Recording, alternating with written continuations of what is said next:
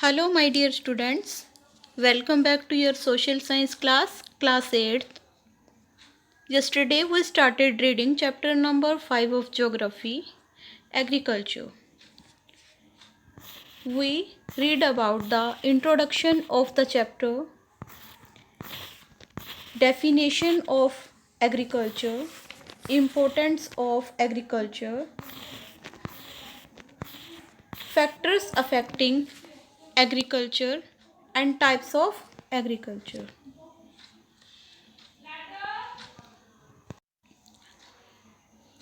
Factors affecting agriculture: physical or geographical factors, economic factors. Physical or geographical factors are relief, climate and soil. Economic factors are size of landholding, labor and capital. We also read about types of agriculture.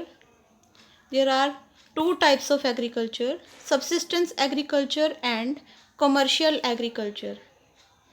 Subsistence agriculture is subdivided into three parts: nomadic herding, shifting agriculture and intensive subsistence agriculture. And commercial agriculture is divided into four subparts: extensive agriculture, plantation agriculture, livestock ranching and dairy farming. We read about subsistence agriculture in detail: nomadic herding, shifting agriculture and intensive subsistence agriculture. Now let's continue with our next topic, commercial agriculture.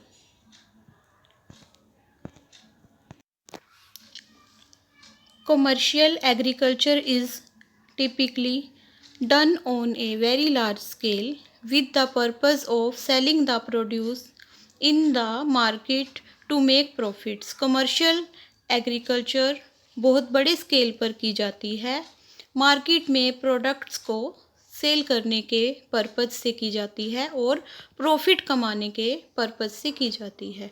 तो commercial agriculture में crops को large scale पर grow किया जाता है ताकि जो भी एग्रीकल्चर से सरप्लस प्रोड्यूस हो उसे मार्केट में सेल करके प्रॉफिट कमाया जा सके। Therefore farmers select and sow a single crop according to the nature and market conditions of a reason.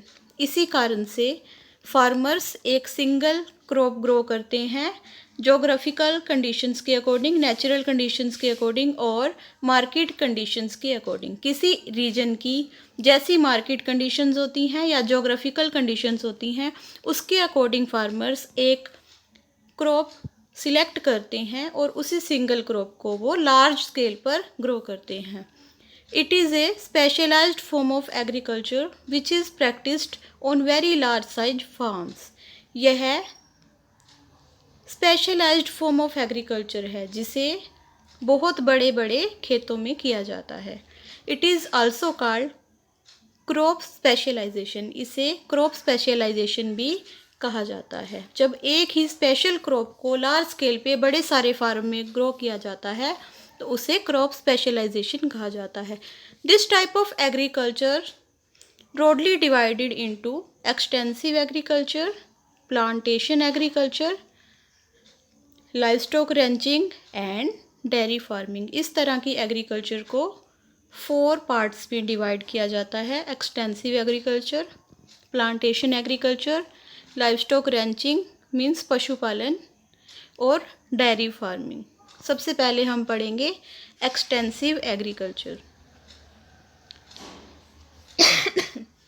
It is practised in developed countries such as Australia, Canada, Russia and USA. यह developed countries में की जाती है जैसे Australia, Canada, Russia और USA होती हैं। Agriculture is done on a large scale on big land holdings by using modern machine. Agriculture large scale पर की जाती है बहुत बड़े बड़े खेतों में मॉडर्न मशीन्स का यूज करके की जाती है। It is generally practised in sparsely populated regions where land is available in abundance and the input of labour is less. ये उन एरियाज़ में की जाती है जहाँ पे पॉपुलेशन कम होती है और जहाँ पे लेबर की इनपुट भी कम होती है, मतलब लैंड ज़्यादा होती है, लेबर कम होती है। तो उन एरियाज़ में मशीनों का यूज करके लार्ज स्केल पे बड़े बड़े लैंड होल्डिंग्स पर एक्सटेंसिव एग्रीकल्चर की जाती है। Total production is large but per hectare yield is comparatively less.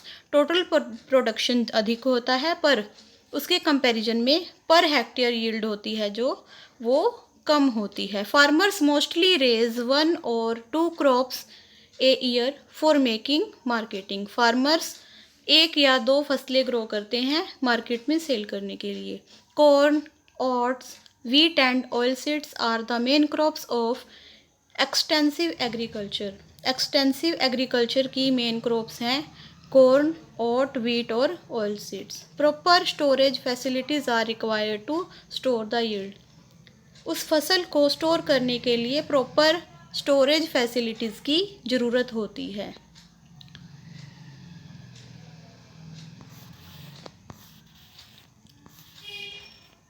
When animals are reared along with the cultivation of land, it is known as mixed farming।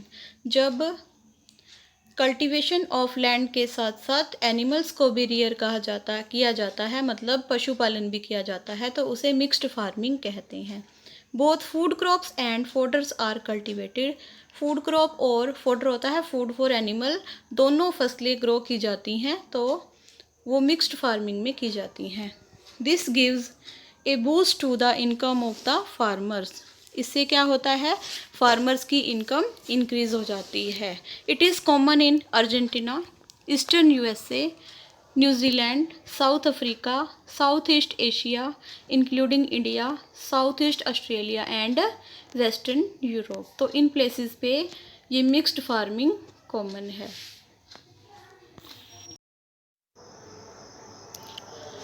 Organic farming. Organic farming has become very popular in recent time। Present time पे organic farming बहुत popular हो रही है। Organic farming means natural farming, जिसमें natural manures और natural pesticides का use किया जाता है एग्रीकल्चर के लिए। It uses organic manures and natural pesticides. No fertilisers, chemicals or genetic modifications are used to increase the size or quality of produce। किसी भी फर्टिलाइज़र, केमिकल या जेनेटिक मॉडिफिकेशंस का यूज नहीं किया जाता प्रोड्यूस की क्वालिटी और साइज़ को बढ़ाने के लिए। Next is plantation agriculture. Plantation is a large farm और estate usually in a tropical or subtropical country where crops are grown for sale in distant markets rather than local consumption। Plantation agriculture. Plantation उन areas में की जाती है जहाँ पे farm का size बहुत बड़ा होता है। तो यह लार्ज साइज के फार्म हैं वो ट्रॉपिकल और सब ट्रॉपिकल कंट्रीज़ में होते हैं, जहाँ पे लार्ज स्केल पे एग्रीकल्चर की जाती है ताकि प्रोड्यूस को लोकल मार्केट में लोकल कंजम्पशन के लिए और दूर की मार्केट में भेजा जा सके, सेल किया जा सके। It is a very well organised system of agriculture where in a single crop farming is done. यह एग्रीकल्चर का वेल ऑर्गेनाइज्ड सिस्टम है जिसमें लार्ज स्केल पे एक सिंगल क्रॉप ग्रो की जाती है, एक सिंगल क्रॉप की फार्मिंग की जाती है। Under this system benefit of single crop is obtained continuously for several years. इस सिस्टम के तहत एक सिंगल क्रॉप को ग्रो करने का फ़ायदा कई सालों तक उठाया जाता है। It requires huge capital investment, scientific method of farming, transport facilities, efficient management and skilled but low cost labor in large number। तो प्लांटेशन एग्रीकल्चर करने के लिए बहुत सारी कैपिटल इन्वेस्ट करनी पड़ती है, फार्मिंग के साइंटिफिक मेथड्स का यूज करना पड़ता है, ट्रांसपोर्ट की फैसिलिटीज़ की नीड होती है, जो वेल मैनेजमेंट की ज़रूरत होती है, वेल ऑर्गेनाइज्ड या एफिशिएंट मैनेजमेंट होनी चाहिए। लेबर लार्ज स्केल पे चाहिए, पर वो स्किल्ड होना चाहिए और लो कॉस्ट लेबर की ज़रूरत होती है। Plantation agriculture is commonly practised in hot and humid regions of the world. Plantation agriculture world के हॉट और ह्यूमिड एरियाज़ में की जाती है। It includes crops like coffee, rubber and tea. Plantation agriculture में कॉफ़ी, रबड़ और टी जैसी क्रॉप्स ग्रो की जाती हैं। Most of the processing work is done at the plantation site itself. ज़्यादातर प्रोसेसिंग वर्क है वो प्लांटेशन साइट पे मीन्स फार्म में ही किया जाता है। तो प्लांटेशन एग्रीकल्चर ट्रॉपिकल और सब ट्रॉपिकल कंट्रीज़ में होती है, जहाँ पे फार्म के साइज़ बहुत बड़े बड़े होते हैं। यह अपने लोकल कंजम्पशन के लिए और दूर की मार्केट में क्रॉप्स को ग्रो करने के लिए एग्रीकल्चर की जाती है।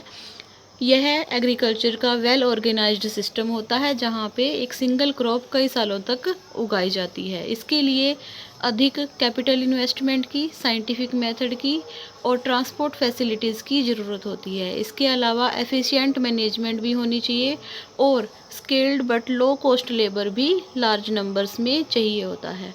प्लांटेशन एग्रीकल्चर हॉट और ह्यूमिड रीजन्स में होती है। ह्यूमिड मीन्स मॉइस्चर वाले रीजन्स में होती है। प्लांटेशन एग्रीकल्चर में कॉफ़ी, रबड़ और टी जैसी क्रॉप्स ग्रो की जाती हैं। ज़्यादातर जो प्रोसेसिंग वर्क है वो प्लांटेशन साइट पे ही किया जाता है। नेक्स्ट इज़ लाइवस्टॉक रैंचिंग, पशुपालन। Livestock ranching is also a part of commercial agriculture. Livestock ranching भी कमर्शियल एग्रीकल्चर का एक पार्ट है। It is the commercial grazing of farm animals over an extensive area. Livestock ranching commercial purpose से बहुत सारे farmers को graze करना होता है, बहुत सारे पशुओं का पालन करना होता है एक बहुत बड़े एरिया पर। It is mostly adapted in arid और semi arid temperate regions where the soil is too poor to support crops and the population is sparse. तो ये लाइवस्टॉक जो रैंचिंग है वो एरिड मीन्स ड्राई या सेमी ड्राई एरियाज़ होते हैं वहाँ पे की जाती है, जहाँ पे पॉपुलेशन बहुत कम होती है और जो सॉइल है उसकी क्वालिटी अच्छी नहीं होती कि वहाँ पे एग्रीकल्चर की जा सके। तो वहाँ पे जो लोग हैं वो लाइवस्टॉक रैंचिंग करते हैं, पशुपालन करते हैं कमर्शियल पर्पस से। This activity is common to the grasslands of America, South America, Australia and New Zealand. तो लाइवस्टॉक रैंचिंग की जो एक्टिविटी है वो अमेरिका, साउथ अफ्रीका, ऑस्ट्रेलिया और न्यूजीलैंड में कॉमन है। The ranches are usually fenced with barbed wire. Ranches होता है एरिया ऑफ लैंड, फेंच्ड होता है सराउंड, बार्ब्ड होता है कांटों वाली जो तार है। जो जिन एरिया पे पशुपालन किया जाता है उस लैंड के एरिया को कांटों वाली तार से सराउंड कर दिया जाता है, घेर दिया जाता है। The major types of livestock are sheep, cattle, goat and horses. तो जो मेजर टाइप के लाइवस्टॉक हैं, पशु हैं, वो कौन कौन से हैं? शिप, कैटल, गोट और हॉर्सेस, इनका पालन किया जाता है। The livestock products such as meat, wool, hides, skin etcetera are chiefly exported to different parts of the world. Livestock से जो भी प्रोडक्ट मिलते हैं, चाहे वो मीट हो, वूल हो, उसकी स्किन हो या इनसे अदर प्रोडक्ट मिलते हैं, उन्हें वर्ल्ड के डिफरेंट पार्ट्स में सेल किया जाता है। तो लाइवस्टॉक रैंचिंग पशुओं को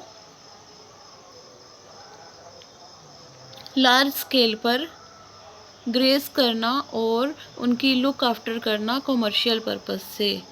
तो ये सेमी एरिड एरिया या एरिड एरिया में होता है, जहाँ पे सॉइल की क्वालिटी अच्छी नहीं होती, जहाँ पे एग्रीकल्चर नहीं की जा सकती, तो उन एरियाज़ में, ग्रासलैंड्स में लाइवस्टॉक रैंचिंग की जाती है।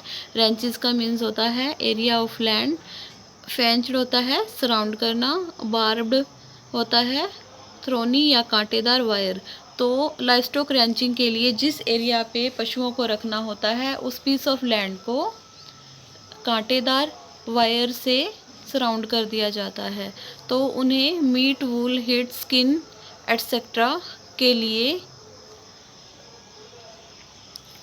लुक आफ्टर किया जाता है और इनके जो प्रोडक्ट होते हैं उन्हें वर्ल्ड के डिफरेंट पार्ट्स में सेंड किया जाता है, भेज दिया जाता है।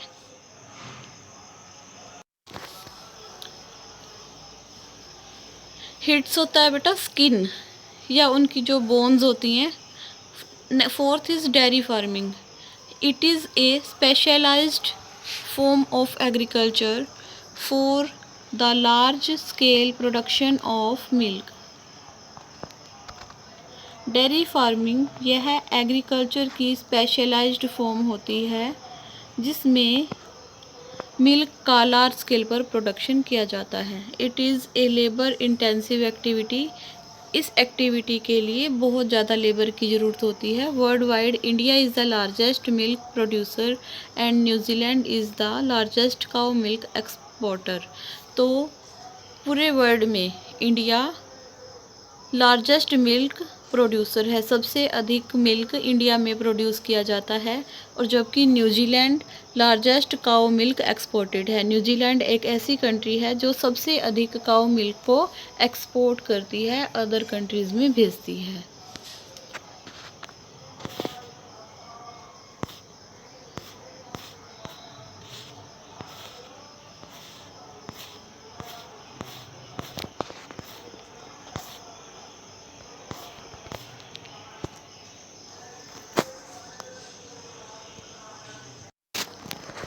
Next topic major crops.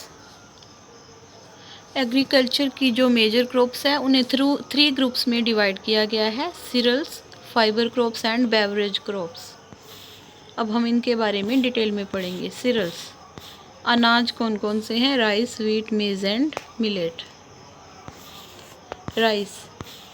Rice को ग्रो होने के लिए soil type alluvial, loamy and clayey soil की नीड होती है और इसे ग्रो होने के लिए 24 डिग्री सेल्सियस टेम्परेचर की नीड होती है।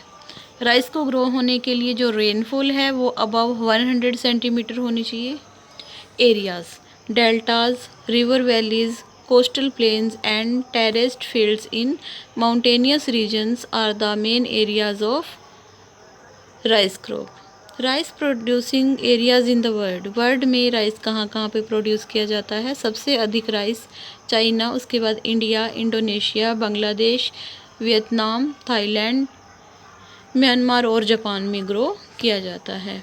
Rice producing areas in India में राइस प्रोड्यूसिंग एरियाज़ हैं West Bengal, Uttar Pradesh, Andhra Pradesh, Telangana, Punjab, Orissa, Bihar, Chhattisgarh and Tamil Nadu. Next is wheat.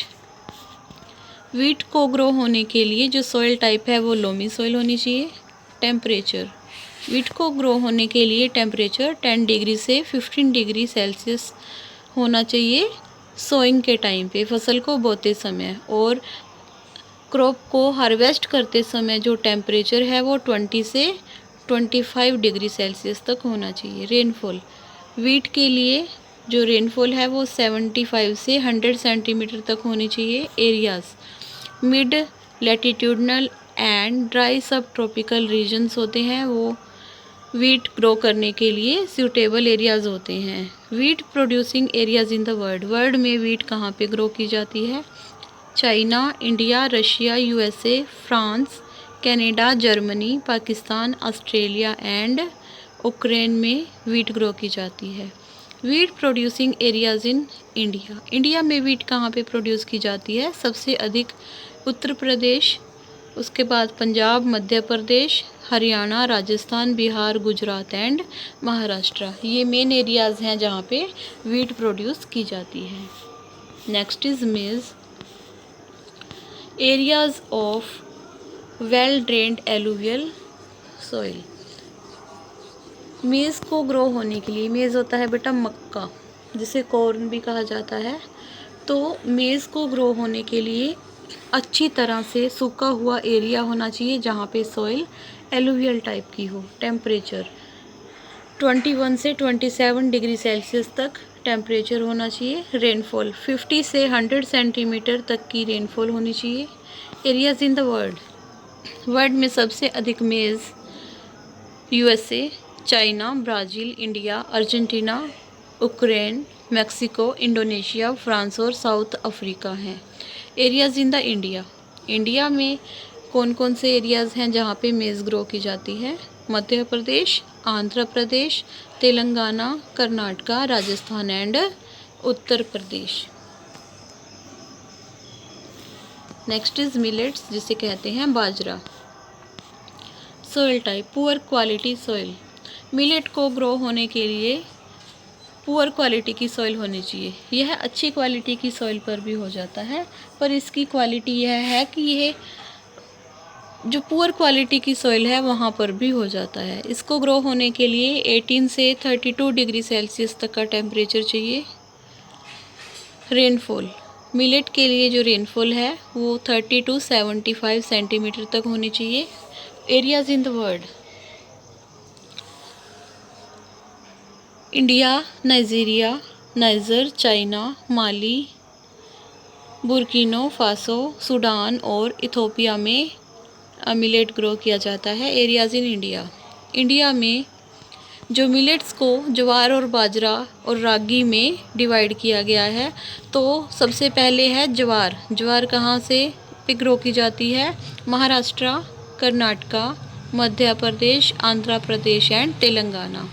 बाजरा महाराष्ट्र, गुजरात, उत्तर प्रदेश, राजस्थान और हरियाणा में ग्रो किया जाता है। रागी होता है एनिमल्स का फूड होता है, ये पशु का चारा होता है। यह कर्नाटका, राजस्थान, आंध्र प्रदेश, तमिलनाडु, उड़ीसा, महाराष्ट्र, उत्तराखंड और गुजरात और गोवा में ग्रो किया जाता है। नेक्स्ट है फाइबर क्रॉप्स 2 टाइप की होती हैं, कॉटन एंड जूट। सबसे पहले हम कॉटन के बारे में जानेंगे। कॉटन को ग्रो होने के लिए soil type alluvial and black soil होनी चाहिए। टेम्परेचर 30 to 40 डिग्री सेल्सियस तक होना चाहिए। रेनफॉल कॉटन को ग्रो होने के लिए 60 to 100 सेंटीमीटर तक रेनफॉल की नीड होती है। एरियाज़ इन द वर्ल्ड के एरियाज़ हैं China, India, USA, Pakistan, Brazil, Uzbekistan, Turkey and Australia. Areas in India के जो एरियाज़ हैं वो हैं गुजरात, महाराष्ट्र, आंध्र प्रदेश, पंजाब एंड हरियाणा। तो इन एरियाज़ में कॉटन ग्रो की जाती है। कॉटन को ग्रो होने के लिए ब्लैक और एलुवियल सॉइल की नीड होती है।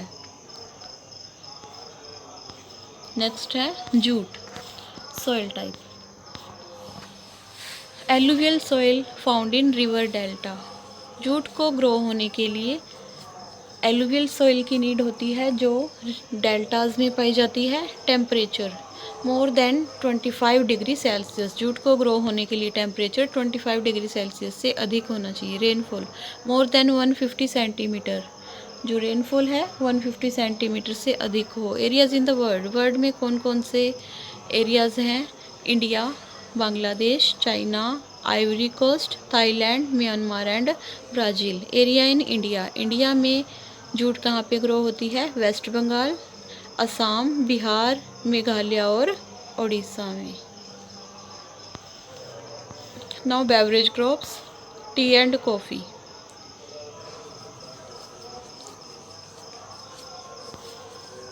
दोनों को ग्रो करने के लिए प्लांटेशन एग्रीकल्चर की नीड होती है। सबसे पहले है टी सॉइल टाइप। टी को ग्रो होने के लिए एलुवियल सॉइल की नीड होती है। टेम्परेचर 20 to 30 डिग्री सेल्सियस तक होना चाहिए। रेनफॉल 150 से 300 सेंटीमीटर तक रेनफॉल की नीड होती है। एरियाज़ इन द वर्ल्ड यह वर्ल्ड के कौन से एरियाज़ में होती है? China, India, Kenya, Sri Lanka, Turkey, Indonesia, Vietnam, Japan, Iran and Argentina में ग्रो की जाती है। एरियाज़ इन इंडिया में असम, केरला, तमिलनाडु और वेस्ट बंगाल में टी ग्रो की जाती है। नेक्स्ट इज़ कॉफ़ी को ग्रो होने के लिए फर्टाइल सॉइल की नीड होती है इन द हिली स्लोप्स। यह पहाड़ी ढलानों पर होती है। टेम्परेचर 15 to 28 डिग्री सेल्सियस तक टेम्परेचर होना चाहिए। 150 से 200 सेंटीमीटर तक रेनफॉल की नीड होती है। Areas in the world, coffee world के कौन कौन से एरियाज़ में होती है? Brazil, Vietnam, Colombia, Indonesia, Ethiopia, India, Honduras, Uganda and Mexico. ये एरियाज़ हैं वर्ल्ड में जहाँ पे कॉफ़ी ग्रो की जाती है। एरियाज़ इन इंडिया, इंडिया में कर्नाटका, केरला और तमिलनाडु में कॉफ़ी ग्रो की जाती है।